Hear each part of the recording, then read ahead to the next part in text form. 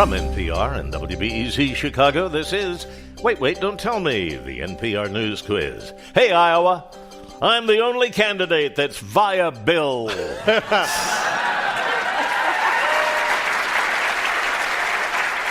I'm Bill Curtis, and here is your host at the Chase Bank Auditorium in downtown Chicago, Peter Sagal. Thank you, Bill.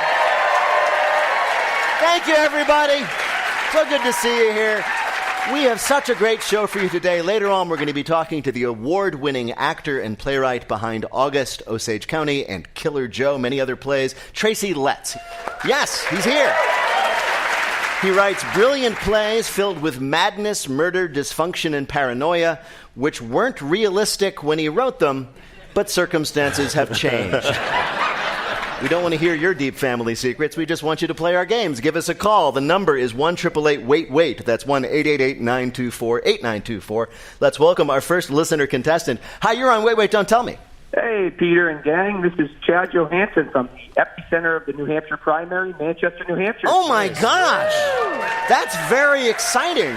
So you're in Manchester. Are you one of those people who are excited about the primary season, or do you resent it? You know what, Peter? I've grown up around it. I've always loved it. I've been very involved in politics, but I got to tell you this year, everything goes great until I turn on the television. I can't get away from you, Tom Steyer. Yeah. Oh, really? Oh. So Tom Steyer, the billionaire candidate, is flooding the New Hampshire airwaves with ads? Oh, my gosh. I can't turn on YouTube, the local news. I can't turn on anything without seeing his face. Those are the two choices. I just got to ask you, for Mr. Steyer's sake, have they worked? Are you finding yourself feeling warmly toward Tom Steyer?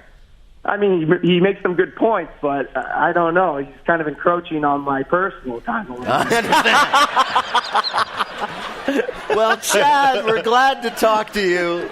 Let me introduce you to our panel this week. First up, a comedian you can see headlining the Motor Co. Music Hall in Durham, North Carolina on February 19th, and Victory North in Savannah, Georgia on February 20th. It's Hari Kondabolu.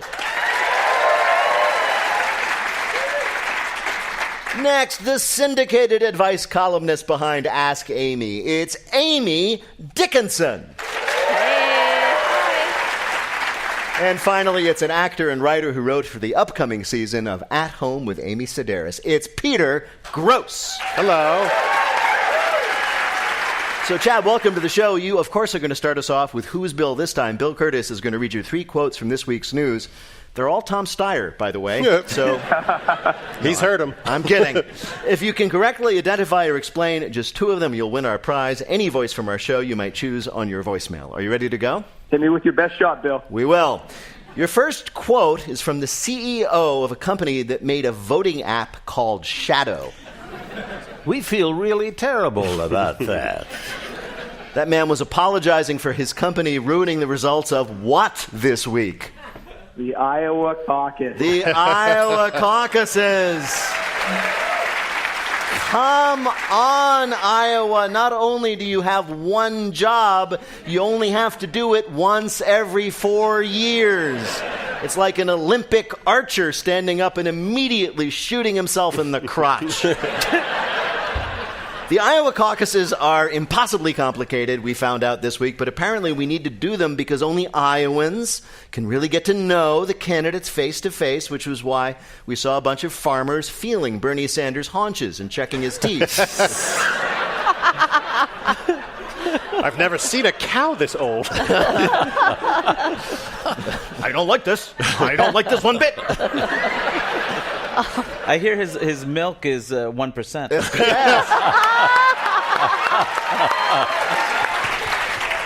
So what was the result of the Iowa caucuses? Everybody's been waiting. Nobody knows.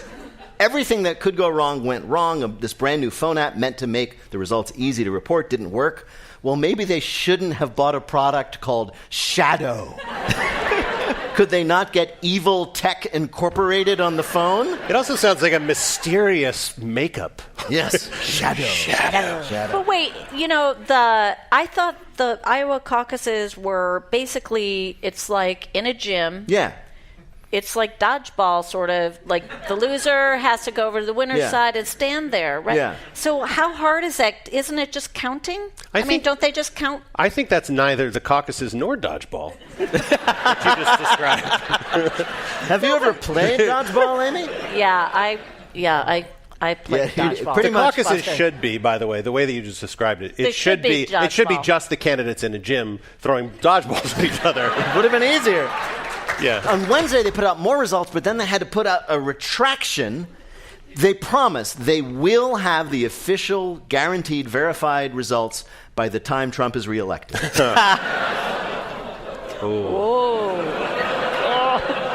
I see who you're caucusing for. All right, your next quote is from the President of these United States. Tonight, we have a very special surprise. There were a lot of surprises in what big speech on Tuesday? The State of the Union. Yes, the State of the Union address. What pomp, what circumstance. The president began the evening by refusing to shake Speaker of the House Nancy Pelosi's hand. It all went downhill from there. For the entire speech, sitting behind him, Nancy Pelosi looked like a woman listening to her ex-boyfriend talk. And Mike Pence looked like a contestant hoping to get picked on The Bachelor. As you can imagine, I could have anticipated, President Trump said the State of the Union is strong. That's better than his first draft in which he said the State of the Union is Kansas. But he seemed to be in a really good mood. Why not? He was getting ready to celebrate being acquitted in his first impeachment. But it got really bizarre because he had all these reality show stunts. He gave a young woman a scholarship right there in the gallery, surprised her with it. He surprised Rush Limbaugh with a Medal of Freedom right there live on national TV. Hey, Rush Limbaugh, you just got the Medal of Freedom. What are you going to do now? Well, I'm going on a sex tour of Thailand. The thing I couldn't get over was when he reunited a military family by surprise. That was like, this woman, she came to the State of the Union with her children. She didn't know her husband was going to be showing up from Afghanistan. Particularly sad because she brought her boyfriend. But then it turns out it got even better. It turns out Trump had hidden a free soldier under every chair in the auditorium. You get a soldier. You get a soldier. Can we go back just for a moment to Rush Limbaugh getting a Medal of Freedom? Mm-hmm. That's a thing that happened. Yeah. And it's good in that it means that we're all a step closer to getting the Medal of Freedom. I feel more qualified for it than I ever have. Well, Mother Teresa won a Medal of Freedom. It's like Charlie Brown getting elected to the NFL Hall of Fame.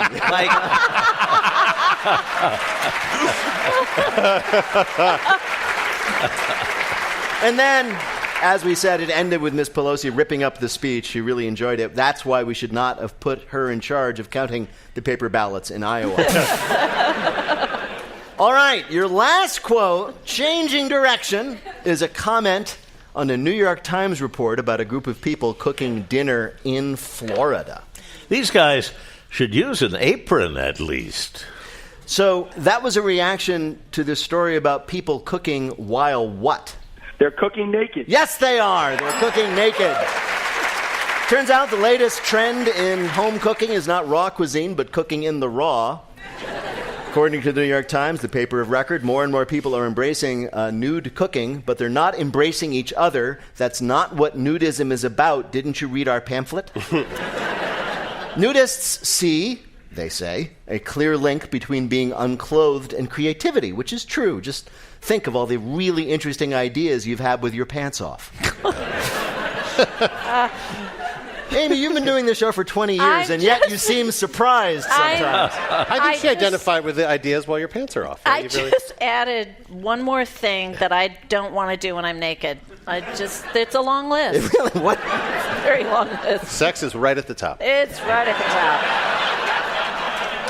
At the top. Now, it turns out, of course, that not only do people cook, but, of course, these nudist resorts have restaurants, which in this particular case, Amy, they have to eat. They have to eat. The restaurants in this particular one, according to the New York Times, the great gray lady, Butt Hut, No. the Bear Buns Cafe, TMI Fridays, Crack Barrel. You know, some nudist is listening to this show right now, and they are turning off their radio while naked. That's true. They are very offended. Bill, how did Chad do in our quiz? Chad was great. He got 3 right, and that means he's the winner. Congratulations, Chad. Nicely done. Thank you so much for playing, and good luck surviving the next week.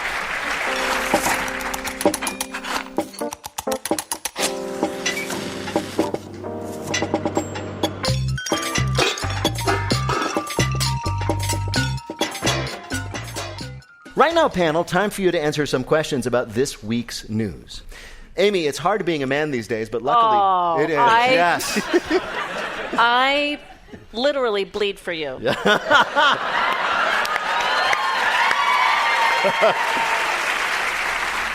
Anyway. He's going to start the question again. I am. It's hard being a man these days, but luckily one company is catering to their unique needs by finally making what just for men? What do men need more of that they don't already have in abundance? Well, because it's for men, it's extra crusty. Like a pizza? No. No. Although you're in the right general ballpark. A type of bread, a pizza. Bread, actually. You got it. Just for men? Just for men bread. Men's bread. Oh, my God.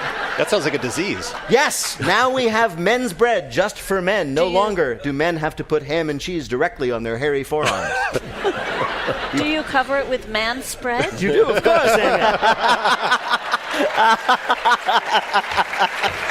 The product claims to be a, quote, functional high-performance bread for men. It, of course, comes in flavors just for men, like multigrain, barbecue, and the Oscar for Best Director.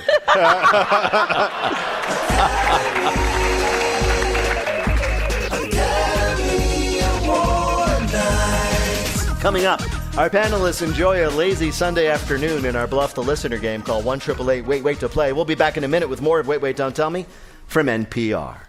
Support for this podcast and the following message comes from the NPR Wine Club. Discover hand-selected wines, explore the stories behind each one, and enjoy unique bottles inspired by your favorite NPR shows like Wait, Wait, Don't Tell Me Pinot Noir and Weekend Edition Cabernet. The NPR Wine Club is the perfect pairing to support NPR's programming. If you're 21 or older, uncork a special offer at nprwineclub.org. Why is it so hard to make new habits? Are pets really that great for us? Why can't I remember where I put my keys? Would you rather be given an award or a bonus? Answers to these questions and more every week on Hidden Brain from NPR.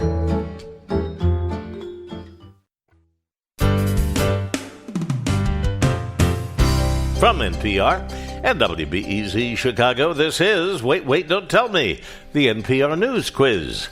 I'm Bill Curtis. We are playing this week with Amy Dickinson, Peter Gross, and Hari Kondabolu. And here again is your host at the Chase Bank Auditorium in downtown Chicago, Peter Sagal. Thank you, Bill. Right now, thank you, everybody. Right now it's time for the Wait, Wait, Don't Tell Me Bluff the Listener game. Call 1-888-WAIT-WAIT to play our game on the air. Hi, you're on Wait, Wait, Don't Tell Me. Hi, Peter. This is Karen Warner from Anderson, Indiana. Well, how are you, Karen? Well, I'm pretty good. I'm glad to hear it. Now, where in Indiana is Anderson? It's sort of halfway between Muncie and Indianapolis. Oh, I see. So you're the place where people from Indianapolis and Muncie go to really have a good time. That's it. Well, Karen, welcome to the show. You're going to play the game in which you have to tell truth from fiction. What is the topic, Bill? It's 4 p.m. on a Sunday. Do you know where you are? 4 p.m. on Sunday is the worst time of the weekend. There's absolutely nothing left to do, and it's too early to go to bed.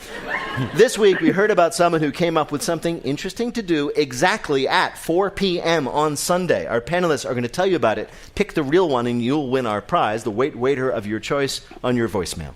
Ready to play? Ready. All right. First, let's hear from Hari Kondabolu. With more restaurants in town than ever before, Henry Lawrence's Diner, the Polar Bear in Brunswick, Maine, hit hard times. Hope was in short supply until Mr. Lawrence had an epiphany. Everyone offers brunch now. It's like the hip new thing from New York City that people can't get enough of. But how about a meal between lunch and dinner? Dunch, as Mr. Lawrence calls it, has been served at the Polar Bear every Sunday at 4 p.m. for the last month. Mr. Lawrence claims 4 p.m. is the ideal time to eat on Sunday